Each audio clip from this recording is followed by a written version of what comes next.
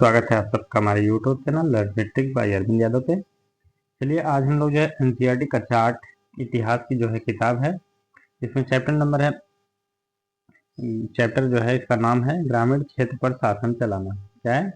ग्रामीण क्षेत्र पर शासन चलाना। तो इसमें देखें हम लोग क्या क्या है।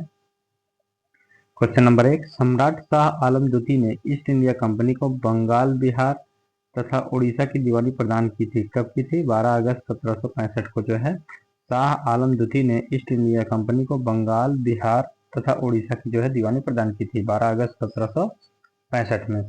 बंगाल में भीषण अकाल कब पड़ा था? बंगाल में 1770 ईस्वी में जो है भीषण अकाल पड़ा था। कब? 1770 में।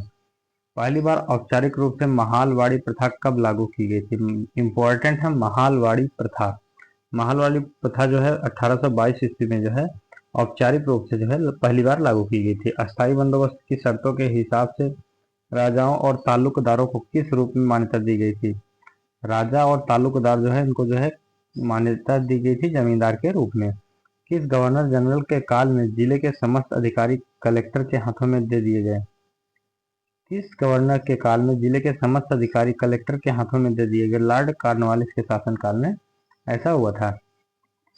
किस गवर्नर जनरल ने 1793 में एक विनिमय के द्वारा जिला कलेक्टर को उसकी न्यायिक शक्तियों से वंचित कर दिया गया और केवल संग्राहक अभिकर्ता जो है बना दिया गया था? लॉर्ड कॉर्नवालिस के समय में, या लॉर्ड कॉर्नवालिस ने इसको जो है किया था। निम्नलिखित में से किस इस्तेमारी या चिर अस्थायी बंदोबस्त कहा जाता है? अस्थायी बंदोबस्त को जो है इस्तेमारी या चिर अस्थायी बंदोबस्त कहा जाता है। निम्नलिखित में से किस भू राजस्व व्यवस्था में किसानों के भूमि से संबंधित अधिकार समाप्त कर जमींदारों को भूमि के मालिक बनाया गया? अस्थायी बंदोबस्त में जो है किसानों की भूमि को जो है उनकी भूमि से वंचित करके जमींदार को उसका मालिक बना दिया गया था। किसमें? अस्थायी बंदोबस्तों में। नेक्स्ट हमारा क्वेश्चन नंबर 9 है, इस व्यवस्था के अंतर्गत गांव के मुखिया से सरकार का लगान वसूली का समझौता होता था। तो महालवाड़ी व्यवस्था में जो है गांव के मुखिया से जो है सरकार का लगान वसूली समझौता होता था। मद्रास में रैयतवाड़ी बंदोबस्त से कौन संबंधित रहा है? मुनरो जो है मद्रास में रैयतवाड़ी संबंध से जो है संबंधित रहा है। सर टॉमस मुनरो ने किस भू राजस्व बंदोबस्त से संबंधित थे? तो किससे? रैयतवाड़ी से संबंधित थे टॉमस मुनरो। महालवाड़ी बंदोबस्त पद्धति के जन्मदाता हॉल्ट मैकेंजी हैं। कौन है? हॉल्ट मैकेंजी जो है महालवाड़ी प्रथा के जन्मदाता हैं। किसानों के साथ व्यक्तिगत रूप से किए गए लगान समझौतों को क्या कहते हैं? व्यक्तिगत रूप से किसानों के साथ जो है रैयतवाड़ी बंदोबस्त होता है।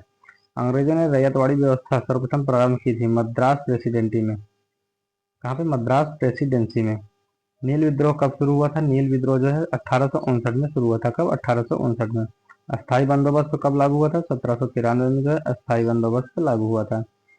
अस्थायी बंदोबस्त किस गवर्नर जनरल के काल में लागू हुआ? लॉर्ड कॉर्नवालिस के शासनकाल में अस्थायी बंदोबस्त लागू हुआ था। महात्मा गांधी नील बगान मालिकों के खिलाफ कौन सा आंदोलन जो है शुरू किए? तो चंपारण। निम्नलिखित में से किस क्षेत्र में राजस्व बंदोबस्त को महालवाड़ी प्रणाली शुरू की गई थी? निम्नलिखित में से किस क्षेत्र में राजस्व बंदोबस्त की महालवाड़ी जो है प्रणाली शुरू की गई थी? तो किसमें? उत्तर पश्चिमी प्रांत में। निम्नलिखित में से किस भू राजस्व व्यवस्था में भू राजस्व का निर्धारण गांव से किया जाता था, न कि किसी विशेष व्यक्ति से? तो किसमें? महालवाड़ी व्यवस्था में।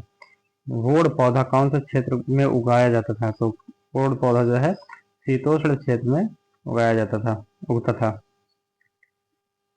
1788 ईस्वी में ब्रिटेन द्वारा आयात किए गए नील में भारतीय नील का प्रतिशत कितना था? तो 30% जो है इसमें भारतीय थे, भारतीय नील।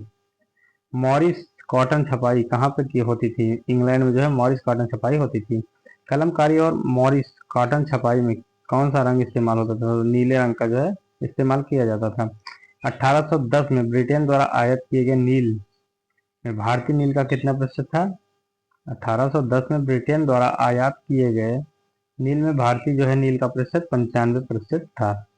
कंपनी को बंगाल की दीवानी मिलने से बंगाल की अर्थव्यवस्था पर क्या प्रभाव पड़ा? अर्थव्यवस्था गहरे संकट में फंस गई थी। 1770 में बंगाल के काल में कितने लोगों की मौत हुई थी? बंगाल के जो अकाल पड़ा था उसमें कितने लोगों की मौत हुई थी? लगभग 1 करोड़ लोगों की मौत हुई थी। मुगल बादशाह से कंपनी को मिली बंगाल की नवाबी का पत्र किसने हासिल किया? तो रॉबर्ट क्लाइव ने हासिल किया था। कर्जा लेने वाले रैयत को कम से कम कितने प्रतिशत भूमि पर नील की खेती करनी होती थी? तो 25% भूमि पे खेती करनी होती थी। फ्रांस ने अपनी उपनिवेशों से जो है अपने देशों में जो है दास प्रथा कब समाप्त किया? 1792 में जो है दास प्रथा समाप्त किया।